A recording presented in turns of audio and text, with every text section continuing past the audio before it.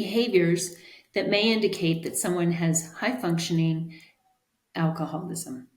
Concealing how much alcohol you're consuming, such as drinking before or after an event, in an effort to drink responsibly while you're in front of other people. Have you done that? I did. A little pre-gaming, show up, have one or two so I could look like a normal drinker. And sometimes, if I didn't get to pre-game, I would go home and drink some more. So you may be at an event where alcohol isn't served, or you told the people you're with that you wouldn't drink, and so you may sneak a drink. You may take some in your bag. You may make a walkabout through the event and grab a drink from the bartender when you think no one is looking.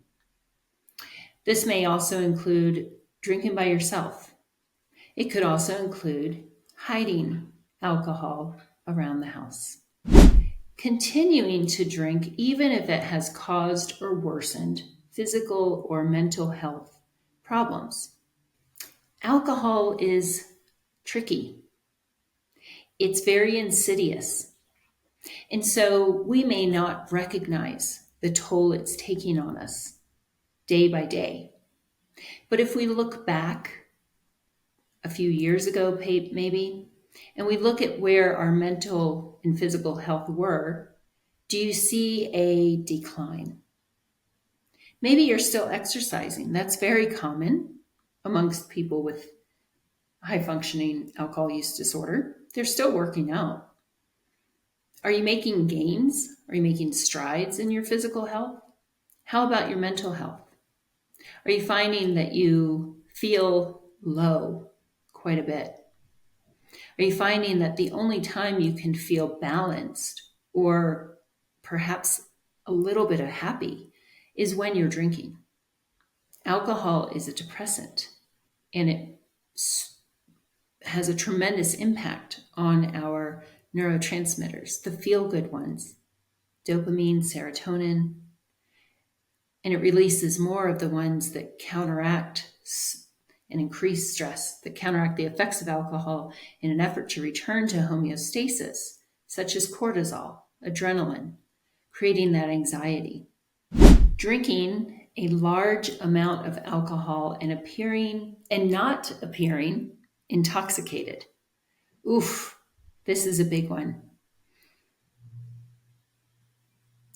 That's called functional tolerance. And no, it's not because you're Irish or German or Scandinavian, although that is a component, and I'll get to that in a moment.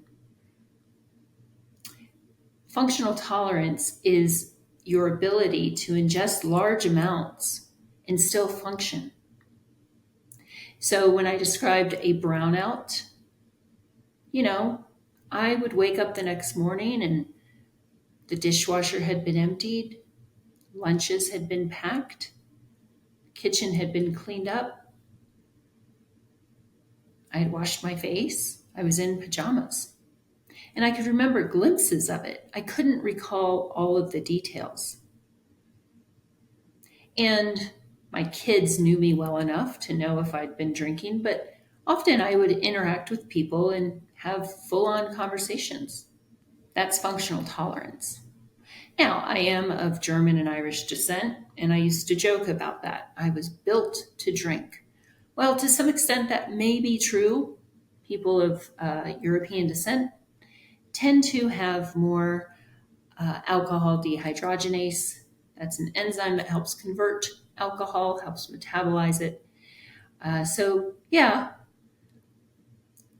Other people of perhaps Asian descent, they actually have to work to develop an alcohol problem because they flush. They have a response that makes them feel uncomfortable when they ingest alcohol, like a histamine response. And sometimes we've had members who've told me they've taken an antihistamine before drinking so that they could get their buzz.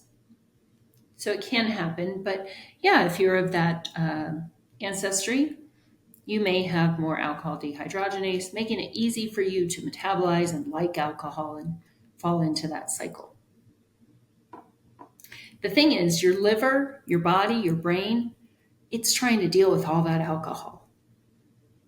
And so my liver was stressed. My brain was completely out of whack.